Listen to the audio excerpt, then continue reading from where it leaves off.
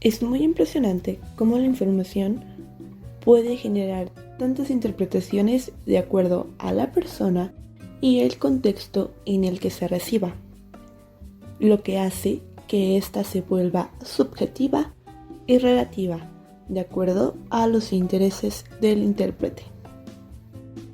Hola, buen día. Nosotras somos Denise y Mari y estamos muy contentas de que nos escuchen en esta primera entrega de su podcast, en el que hablaremos de diferentes temas relacionados al derecho de la información. Hola, buen día a todos. Por supuesto que estamos emocionadas por este proyecto, que además de presentar conceptos que nos ayudará a tener una conversación, una reflexión y retroalimentación de lo que estaremos viendo a lo largo del podcast. Claro que sí, y justo iniciamos con una frase muy importante que nos ayudará a lo largo del podcast, ya que la información nos ayudará a forjar la realidad, generando que cada quien tenga una verdad diferente con base a la información presentada. Y es que cuando hablamos de interpretación, nos referimos a las bases ideológicas de un autor respecto a la supuesta realidad. Por ejemplo, en una investigación donde nosotros como autores buscamos interpretar un paradigma, buscaremos las bases ideológicas de autores que hayan hecho investigaciones similares a la realidad buscada, para poder así resolver la incógnita previamente planteada. Ahora bien, esto nos lleva a una gran interrogante. ¿En qué momento llegamos a querer interpretar una realidad? Esa es una gran pregunta, ya que muchas veces no somos conscientes de los paradigmas que nos rodean, como el ejemplo de ¿desde cuándo sé que tengo un dedo meñique? Todos decimos que desde que tomamos conciencia, desde que lo tenemos, o tal vez somos conscientes desde que se aplica una fuerza golpeándolo y nos provoca dolor. Desde ahí somos conscientes de tenerlo. Entiendo, pero desde nuestra perspectiva como comunicólogos debemos tomar en cuenta a la dialéctica. ¿La dialéctica? Sí, la dialéctica. Busca descubrir la verdad, por ello tenemos que discutir y argumentar el discurso de la realidad que nosotros como intérpretes queremos dar a conocer.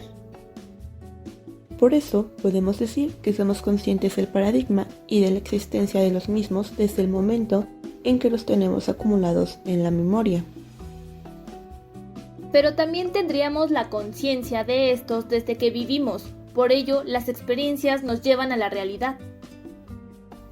Entonces, estaríamos en la misma encrucijada inicial, en la que todos interpretamos la realidad de acuerdo a nuestros intereses.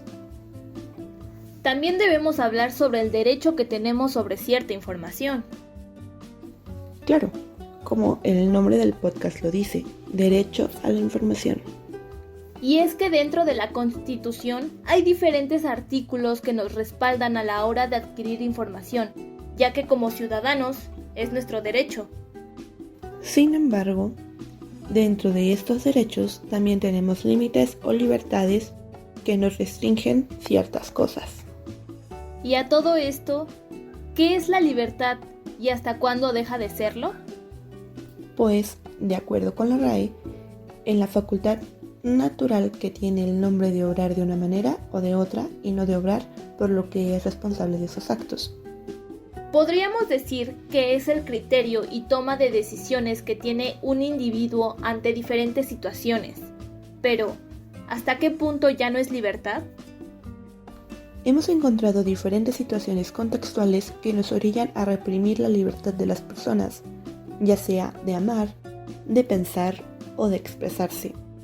Pero esto depende del entorno social.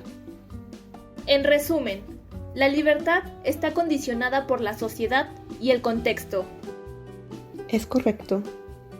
Creo que estamos finalizando el primer episodio y fue muy interesante tocar temas que nos ayuden a comprender un poco sobre el entorno social. Sinceramente, hubieron muchas cosas que nos hizo pensar realmente en nuestro entorno. Como dices, fue muy interesante y entretenido el tema de hoy.